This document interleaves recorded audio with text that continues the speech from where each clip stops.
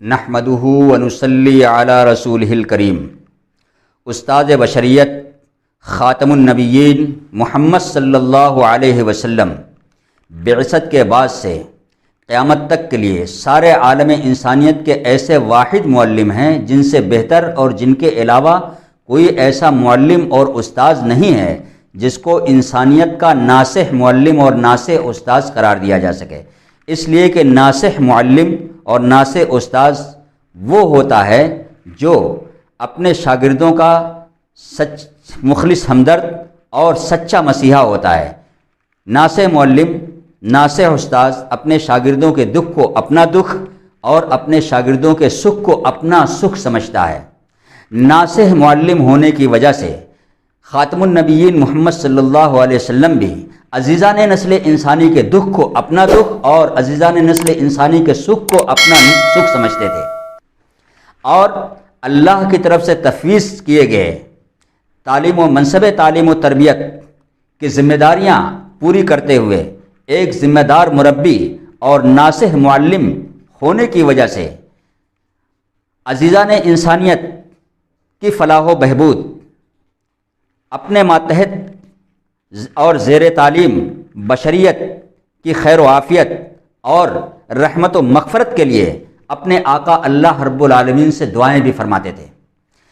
آپ کی سارے انسانیت کی حفاظت اور اس کے امن و امان کے لیے کی گئی یہ دعا ابدی ہے، سدا کے لیے تاریخ میں محفوظ رہے گی۔ آپ نے ارشاد فرمایا دعا کہ اللہم اہدی قومی فانہم لا یعلمون، میرے اللہ، میرے معبود، تو میری انسانی قوم کو راہ ہدایت یعنی صحیح سچے راستے پر چلنے کی توفیق عطا فرما۔ وہ میری مخالفت اس بنا پر کر رہے ہیں کہ وہ نہیں جانتے ہیں کہ میں ان کا ناصح معلم ہوں، میں ان کا ہمدرد مسیحا ہوں، اس لیے ان کو عذاب کے حوالے کر کے تباہ اور برباد مت کر، ان کی مخالفت اور عداوت کی بنا پر ان کی پکڑ نہ پکڑ، ان کی کوتاہیوں اور زیادتیوں کو معاف کر دے، ان کے پاپوں اور پاکھنڈوں کو ڈھانک دے،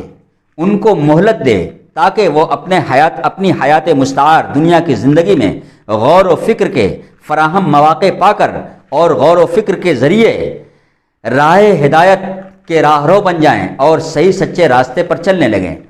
پھر ایسا ہی ہوا کہ اللہ الغفور نے استاد بشریت مسیحائے انسانیت خاتم النبیین محمد رسول اللہ صلی اللہ علیہ وسلم کی دعائے ہدایت اور التجائے استغفار کو قبول فرمایا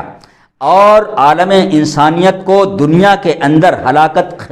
خیز مواخذہ سے قیامت تک کے لیے محفوظ کر دیا۔ قیامت تک کا انسانیت پر کو ہلاک اور تباہ کر دینے والی پکڑ اللہ کی نہیں آئے گی، کوئی ایسا عذاب اللہ رب العالمین انسانیت پر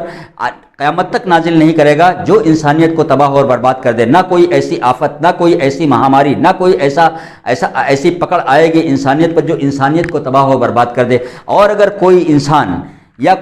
کوئی اور مخلوق انسانیت کو تباہ اور برباد کرنے کی کوشش کرے گی تو اللہ رب العالمین اس کوشش کو کامیاب نہیں ہونے دے گا۔ اس لیے انسانیت کو اس خطرے سے، اس خوف سے اپنے آپ کو آزاد کر لینا چاہیے کہ کوئی انسانی نسل کو، کوئی انسانیت کو تباہ و برباد کرنے میں کامیاب ہو جائے گا، ہرگز نہیں۔ یہ محمد صلی اللہ علیہ وسلم ناصح معلم ہونے کی وجہ سے اور ایک خیرخواہ استاذ ہونے کی وجہ سے انسانیت کا عزیزان نسل انسانی کے دکھ کو اپنا دکھ اور ان کے سکھ کو اپنا سکھ سمجھتے تھے، اس لیے انہوں نے دائمی طور پر قیامت تک کے لیے ساری انسانیت کے لیے دعا کیا ہے، اور یہ دعا اللہ رب العالمین کے جناب میں مقبول ہوئی ہے۔ رسالت محمدیہ نے عالم انسانیت کے حق کے لیے اپنی ذمہ داری کو بحسن و خوبی انجام دیا ہے، دے چکی ہے۔ وہ آج رسالت محمدیہ کے حقیقی مسند نشید مہاراج خاتم النبیین جگت گرو انتم گرو محمد رسول اللہ صلی اللہ علیہ وسلم اس دنیا میں باقاعد حیات تشریف فرما نہیں ہے، اس لیے قرآن ان کا اکلوتا حقیقی جانشین بن کر یہ ذمہ داری ادا کر رہا ہے۔ حق میں باطل کی کسی ملاوٹ کے بغیر عزیزان انسانیت یعنی شاگردان محمد کو اگر کوئی محمدی تعلیم اور تربیت کے اسباق دے سکتا ہے، بلا شبہ وہ صرف اور صرف قرآن ہے، اس لیے کہ اپنے اصل پیشرو جناب محمد رسول اللہ صلی اللہ علیہ وسلم کی طرح قرآن کا دامن بھی باطل سے یکسر محفوظ ہے۔ باطل سے محفوظ تربیت اور فتنہ باطل سے پاک تعلیم یا محمد دے سکتے ہیں یا قرآن۔ محمد صلی اللہ علیہ وسلم نہیں رہے لیکن قرآن کریم ہے اور قیامت تک رہے گا، اس لیے قرآن کریم تمام عزیزان انسانیت کو قیامت تک باطل کی شرارتوں سے پاک اور فتنہ باطل سے قطعاً محفوظ، خالص، صاف و شفاف تعلیمی اور تربیتی اسباق دیتا رہے گا جو انسانیت کے تحفظ اور اس کی حفاظت کی گارنٹی ہے۔